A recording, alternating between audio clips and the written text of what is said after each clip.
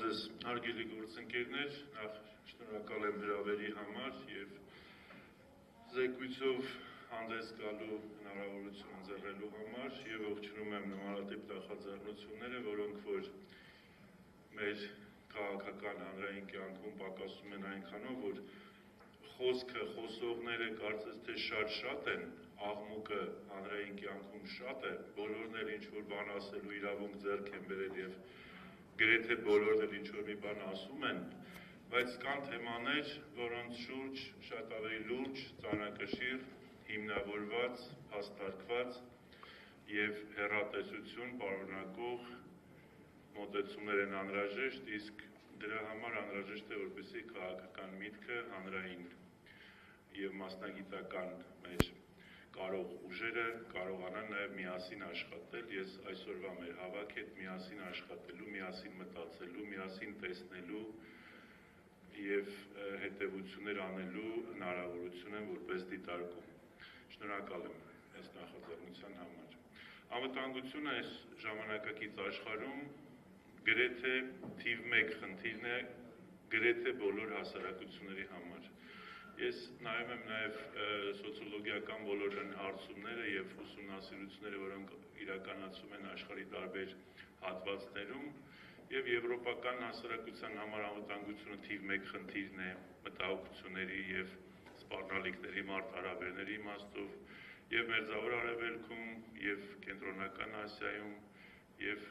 Հյուսիսային Ամերիկայում շատ քիչ տարածաշրջաններ կան, որտեղ անվտանգությունը պես մոռացված կամ ոչ այդպիսի էական խնդիր է։ Անվտանգությունը շատ նման է թթվածնի, եթե կա չենք նկատում, եթե չկա, անմիջապես սկսում ենք փնտրել եւ հասկանալ, թե ինչով ենք բարինելու կամ որն է դրա լուծումը։ Մենք 2020 թվականի 44-օրյա պատերազմից հետո մեր ժողովուրդը, մեր պետականությունը ուղիղ բախվեց անվտանգային խնդիրների հետ։ Մենք եւս մեկ անգամ հասկացանք ինչ է սպառնալիք, ինչ է մարտահրավեր, ինչու ենք մենք խոցելի, երբ որ հաշված ժամերի ընթացքում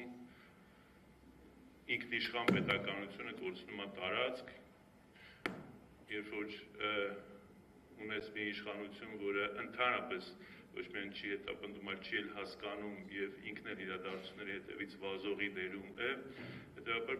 հասարակությունը ինքը հայտնվում է արդեն բազմաշերտ խոցելիության տիրույթում։ Էլ չեմ խոսում բարենային անվտանգության մասին, էներգետիկ անվտանգության մասին, կոմունիկացիոն անվտանգության մասին, կիբեր անվտանգության մասին, տեղեկատվական անվտանգության մասին, բարեհոգեբանական եւ մնացած բոլոր բաղադրիչների մասին, որը մարդը ինքը որպես բնության եւ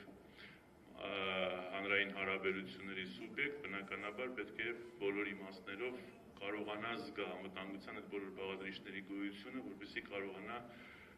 պետության միջոցով եւ նրա կազմում ապահովի իր բնականոն գործունեությունը։ Մենք 2007 թվականին Հայաստանի Հանրապետությունն ուներ ազգային անվտանգության ռազմավարություն, որը բավական երկար ժամանակ 13 տարի պատասխանում էր Հայաստանի Հանրապետության բոլոր անվտանգային, արտաքին, քաղաքական եւ ներքին խնդիրներին։ Դրանից ծնվել էր բազմաթիվ փաստաթղթեր, առաջնորդող փաստաթղթեր բոլոր պետական եւ հանրային կառույցների համար եւ մեր ժողովուրդը հստակ գիտեր, որ պաշտպանված է, իր շահերը ոտնահարված չեն, առկա բոլոր խնդիրների եւ թերությունների խնդիրների հետ մեկտեղ Հայաստանի Հանրապետությունն ունի հասկանալի կանխատեսելի զարգացման ճանապարհ։ 2020 թվականին սրանք փոխեցին ազգային անվտանգության ռազմավարությունը, ինչ որ փաստաթուղթ հրամցրեցին հասարակությանը, որը իհարկե քննադատվեց, բայց անմիջապես եղավ 44-օրյա պատերազմը եւ այսօր մենք վերջին 5 տարիներին կարելի ասել Հայաստանի Հանրապետությունը չունի ազգային անվտանգության ռազմավարություն։ Այսինքն պարզ չի, թե Հայաստանի Հանրապետությունը իր արտաքին, ներքին, ռազմական, ռազմաքաղաքական, ռազմատեխնիկական, ռազմադիվանագիտական եւ մնացած բոլոր պետական եւ հանրային խնդիրների գործունեությունը, գործառույթները ինչ նպատակով է կառուցվում, ինչ նպատակի վրա է կառուցվում։ Այդտեղից էլ ծնվում է այն համոզմունքը, որ այ ազգային անվտանգության ռազմավարություն սրանք կամ չեն կարողանում մշակել, որովհետև չեն հասկանում ինչ է կատարում աշխարհում եւ չեն կարողանում տեսնել, թե որոնք են այն գլխավոր առաջնորդող խնդիրները եւ առաջնահերթությունները, որոնք պետք է սահմանվեն եւ դրանց հասնելու ճանապարհները, որոնք պետք է մատնանշվեն, կամ էլ ուղղակի չեն ուզում դա անեն, որպեսզի գլխավոր խնդիրը դրանց չտուժի, այսինքն իրանց գոյության պաշտպանությունը, որպես իշխանություն գոյության պաշտպանությունը, իրանց իշխանության վերարտադրումը։ Իսկ որ ազգային անվտանգության ռազմավարություն գրեն, էլ չեն կարողանալու մի օր թուրքերին սիրաշահեն, մի օր ռուսներին, մի օր ամերիկացիներին, մի օր եվրոպացիներին եւ սեփական ժողովրդի անվտանգության, սեփական պետության տարածքային ամբողջականության խաթարումների հաշվին ապահովել իրենց իշխանության գոյությունը։ Իսկ գուցե դա կոմպլեմենտար է, դուք օրինակ ինչ եք կարծում։ Կոմպլեմենտարության հետ պահի ռազմավարություն ունեն։ Չէ, կոմպլեմենտարության հետ որևէ կապ չունի, ազգային անվտանգության ռազմավարություն ունեն բոլոր պետությունները, նույնիսկ այսօրվա իրավիճակում կան երկրներ, դրանք իհարկե խոշոր երկրներ են, որոնք 6 ամիսը մեկ տարին մեկ վերանայում են այս կամ այն դրույթները, չի կարող պետությունը չունենալ ազգային անվտանգության ռազմավարություն։ Մեզ անհրաժեշտ է որպես առաջարկ, ես դրա մասին բազմիցս խոսում եմ, շատ արագ մշակել ազգային անվտանգության ռազմավարության, նոր մոդելի ռազմավարության տարբերակ։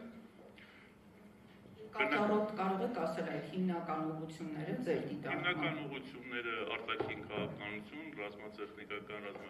ռազմաքաղաքական խնդիրներ, արցախցիների վերադարձի իրավունք, Հայաստանի Հանրապետության պաշտպանական քաղաքականությունը, պաշտպանության խնդիրները, կիբեր եւ տեղեկատվական անվտանգության հարցեր, ներքին անվտանգության, համերաշխության, հանդուրժողականության եւ հանրային համախմբման խնդիրներ, պետական ինստիտուցիոնալ համակարգի զարգացում, Հայաստան-Սփյուռք հարաբերություններ, կրթական համակարգ, բարոյահոգեբանական համակարգ, տնտեսություն, տնտեսական տարբեր ճյուղերի համաչափ զարգացման եւ տնտեսության կողմից պետական անվտանգային քաղաքական խնդիրների սպասարկման ներդաշնակեցում, այսինքն սա կարճաժամկետի եւ երկարաժամկետի խնդիրներ են, մտահղացումներ, առանց որի հասարակությունը գոյություն ունենալ չի կարող։ Այլապես հարց առաջանում, ինչի համար է մեր հասարակությունը հարկ տալիս եւ ինչի համար են այդ գումարները վճարվում, բացի իհարկե աշխատավարձ եւ ավելավճար տալուց։ Այսինքն որն է դրված խնդիրը, որին մեր հասարակությունը համատեղ ձգտում է։ Այսօրվա փոփոխական աշխարհում եւ անկայունությունների շքերթում, որ աշխարհում տեղի է ունենում, ել ավելի շատերն ասում են, որ այդ դժվար է լինելու, բա ոնց տեսնենք 5 տարի հետո մարդիկ կան, 1 տարի հետո չեն կարող, մարդկա մի շաբաթ հետո չգիտի ինչ անելու, սա ճիշտ հարցեր են, բայց դա երբեք չի կարող արդարացնել հասարակության, պետության համար ազգային անվտանգության ռազմավարության բացակայությունը։ Մենք հետո, երբ որ դրա ժամանակ, այսպես ասած, ճակերտավոր կամ երբ որ մեզ թվա թե արդեն պատրաստ ենք դանելու, նայենք տեսնենք, որ Սփյուռք ունենք, ոչ պետական կառույցներ, ոչ ինստիտուցիոնալ կարգ, ոչ էլ դրան համար պատրաստ հասարակություն իր բոլոր անհրաժեշտ բաղադրիչներով։ Իսկ կարծում եք, որ Սփյուռքն էլ պետք է մասնակից դառնալ ռազմավարության մասնակից։ Սփյուռք ունեցող բոլոր պետությունները իրենց ազգային անվտանգության ռազմավարություններում կամ առնվազն պետական քաղաքականության մեջ Սփյուռքին հատկացնում են հստակ դերակատարություն։ Սփյուռքը քո հասարակության, քո հանրության, քո տեսակի մի մասն է, առանց որի դու չես կարող ասել, որ լիարժեք արդեն իրականացնում ես քո արտաքին քաղաքականությունը։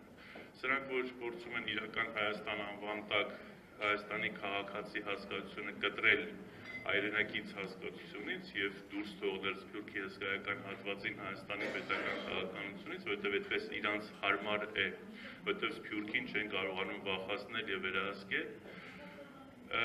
Սա ամենասխալ քաղաքականություններից մեկն է, ինչպես ժամանակին ասվել է, Հայաստանը Սփյուռքով մի պետություն է, առանց Սփյուռքի բոլորովին այլ պետություն է։ Այս հենց պետականության զարգացման եւ ամրապնդման համար է անհրաժեշտ Սփյուռքը, բայց քանի որ մենք նորից եմ ասում փոփոխություններ աշխարհում եւ մեր շուրջը տեղի են ունեցել շատ, հետեւաբար նաեւ Սփյուռքի դերակատարությունը Հայաստան սփյուռք գործակցությունը եւս պետք է վերանայվի, վերարժևորվի եւ Սփյուռքի արչեւ նաեւ կամ Սփյուռքի կազմակերպությունների արչեւ դրված խնդիրներն էլ արդեն տարբեր պետք է լինեն։ Պարոն Զաքարյան, որպես ամփոփում ազգային անվտանգության ռազմավարության մշակում նոր մոդելի ռազմապաշտպանական քաղաքականության եւ զինված ուժերի արդիականացման նոր հայեցակարգի մշակում, ինչը այսօր բացակայում է, չես կարող մի օր այս երկրից զենք առնել, մի օր մյուս երկրից զենք առնել, այսինքն ազատ շուկա կամ բաց խանութ մանգաս, ինչ որ մի հատ մի փոքր բան առնես, այդ ուրիշ բան է, բայց սիստեմատիկ պաշտպանություն կազմակերպելու համար տենց բաց խանութներ փնտրելով չես կարող դու քո պետության անվտանգությունն ապահովել։ Արտաքին քաղաքականության առաջնահերթությունների հստակեցում եւ հասկանալի, վստահելի գործընկերային արտաքին քաղաքականություն, որը աշխարհի համար հստակ լինի, որ Հայաստանի եւ հայ ժողովրդի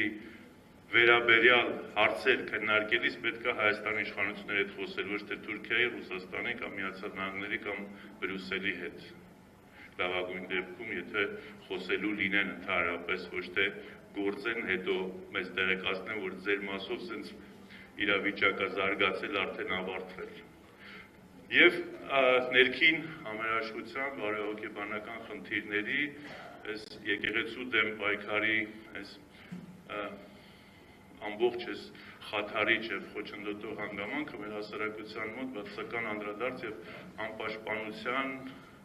անվտանգային նոր մարտահրավերի եւ սպառնալիքի նաեւ իրավիճակ է ստեղծում, մեզ անհրաժեշտ է, որպեսզի հայկական, համահայկական ամբողջ ներուժը, անվտանգային ամբողջ միջավայրը մենք կարողանանք ձևակերպել այնպես, որպեսզի մեր դաշնակիցները այնտեղ Երևան, որպեսզի մեր թշնամիներն այնտեղ Երևան։ Ես միշտ այդ հարցը տալիս եմ, վաղ եթե Հայաստանի Հանրապետության զինված ուժերը զորավարժություններ անեն, ովքեր են լինելու կամ ով է լինելու հավանական հակառակորդը, ում դեմ են, ինչի դեմ են զորավարժություն անում։ Էլ չեմ խոսում ես հակահաբեկչական գործողությունների մասին, էլ չեմ խոսում սահմանային անվտանգության խնդիրների մասին, էլ չեմ խոսում կենսաբանական սպառնալիքների մասին, որոնք որ կան, գոյություն ունեն եւ դա չնկատել չի կարելի։